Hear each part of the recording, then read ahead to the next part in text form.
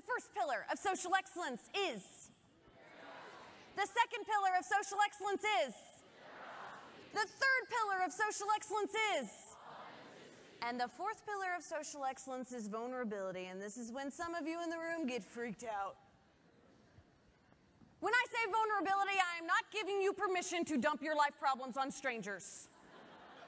Do not do that. Vulnerability is about understanding that we all live with walls. We've put walls up between us and the outside world. We use those walls to protect ourselves, to protect us from being hurt, to protect us from being judged, to protect people from seeing the authentic version of us.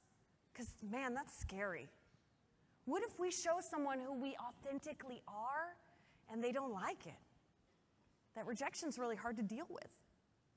Vulnerability is about understanding in order to meaningfully connect with someone, we need to let our wall down and be more open to others and be more open to building a relationship. Until you are vulnerable, until you are letting your wall down in a conversation, you're just having a conversation. But the moment someone in the conversation opens up, the moment someone in the conversation is vulnerable, that is when you cross the threshold and begin to build a relationship. Until then, you're just having a conversation. But the moment someone opens up, you're building a relationship. And when someone in the conversation is vulnerable, it gives permission to the other person to let their wall down too, because it creates an environment of trust where I now feel comfortable reciprocating. And when two people are vulnerable in a conversation, that is where relationships are happening. And those conversations are what we call powerful conversations. Sometimes we call them transformational conversations because they transform people and they transform relationships between people. And they happen because someone was vulnerable. Give me a if you've ever had a conversation where you felt like time stood still. Give me a if you've ever had a conversation and you walked away and you're like, I think I just found my new best friend.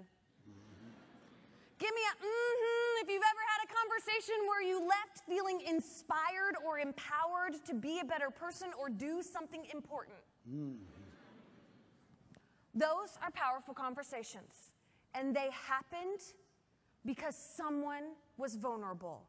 Someone was willing to let their wall down. If we do not let others in, we never have the opportunity to build relationships. We never have the opportunity to be social leaders and to have trust among our constituents.